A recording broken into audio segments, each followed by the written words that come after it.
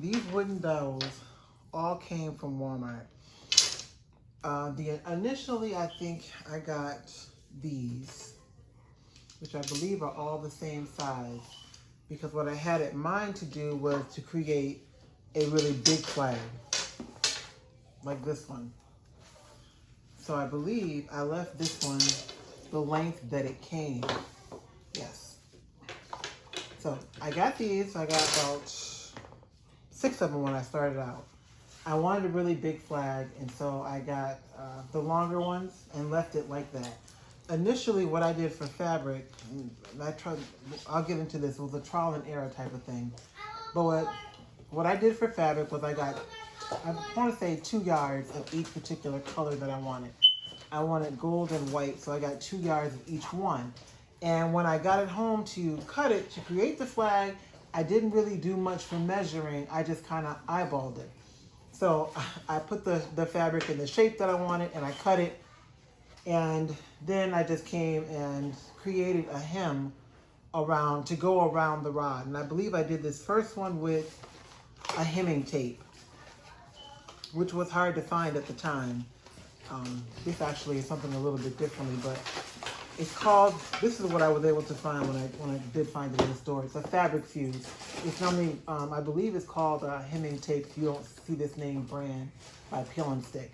But this you just put in between your 2 layers of fabric that you're going to hem, and you take an iron and go over it with heat. And depending on the type of fabric that you have to be really careful that you don't burn your fabric.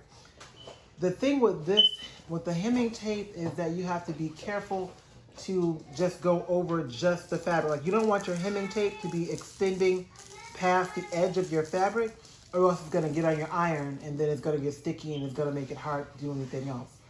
So that's what I did initially. I got the dowels. It was really, really simple. I kind of just eyeballed it, cut it, made a little a hem here, put the tape in there, leaving a little space there to be able to put the wooden dowel in. I wasn't too pleased with the way that this came out. Now, what I did after this part of it was done, after I put the wooden dowel in, was take a cigarette lighter and went around the edges of it to take away whatever strings were hanging. And in some spots, it did okay. And in some spots, it didn't do so great. The reason I did that was because I saw another woman who had made flags, and she had a different type of material.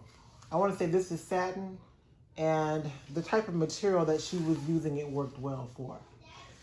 If you're using it in videos, or even if you're doing your using your flags live, a lot of times people aren't going to be able to see that fine of a detail.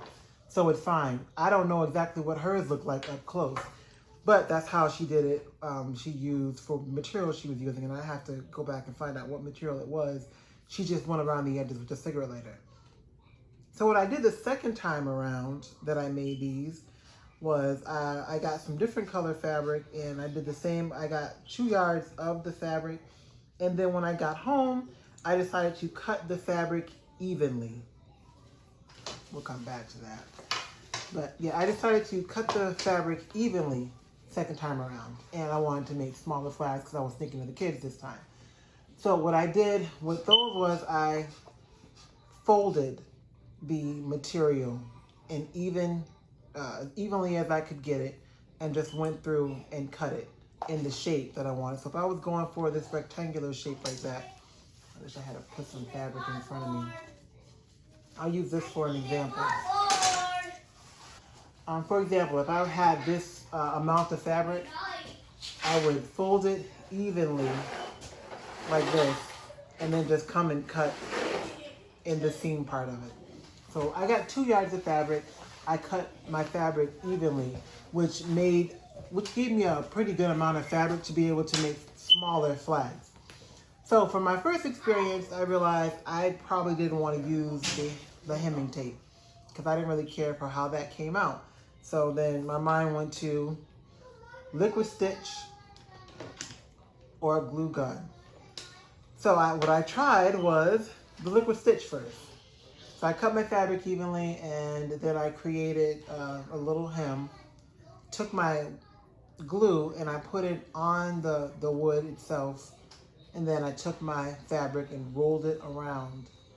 Now it does take a little minute to dry. It didn't take very long, but you do have to allow it time to dry. And as you can see, it's still on there pretty good.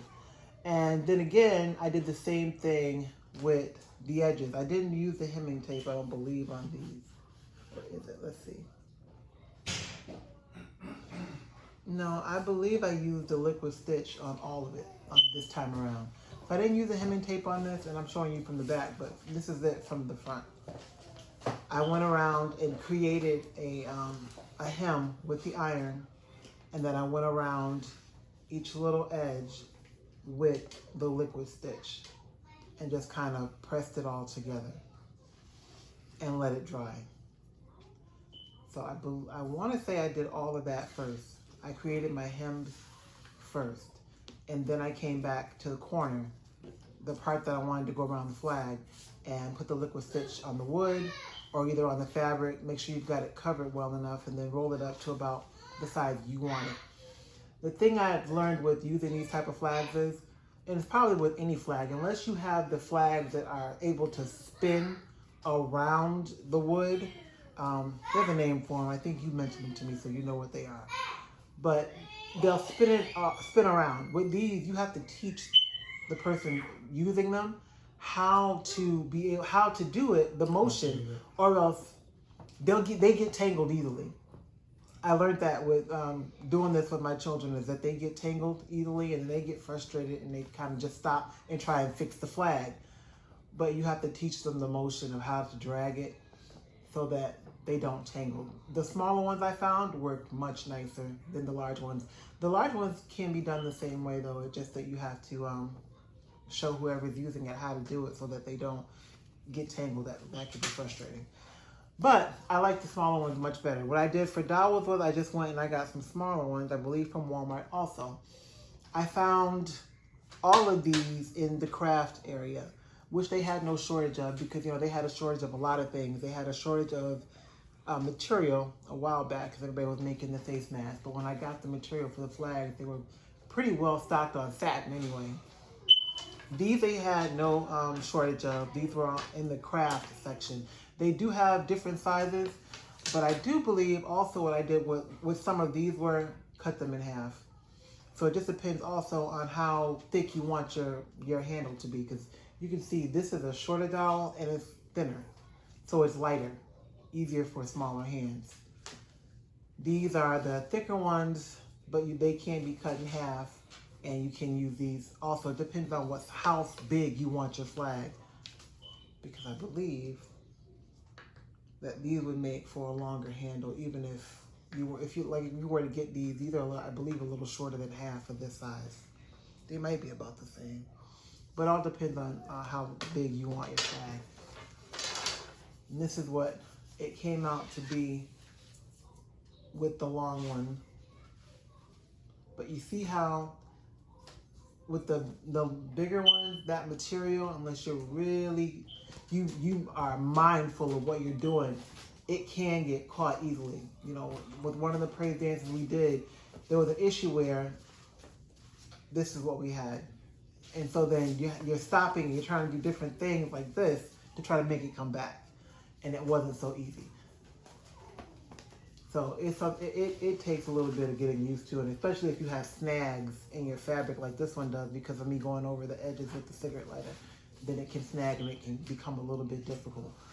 But I got a glue gun also to try to use that method. I don't believe I tried this yet, but it would probably do the same as this liquid stitch. It would just dry faster. So if you are more comfortable with using a glue gun, I don't think it would be any different than this liquid stitch. And you would do the same.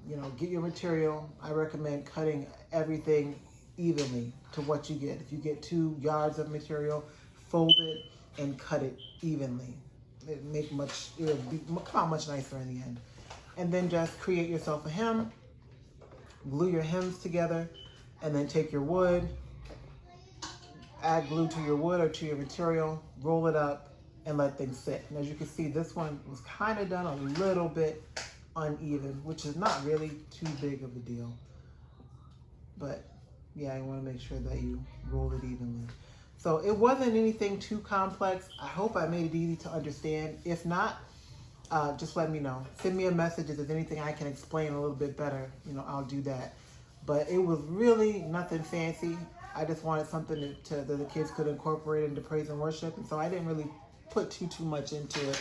And I just did it as simply as I could. So even if you come across something that works really good for you, let me know. So if I can be any more help to you, let me know. God bless.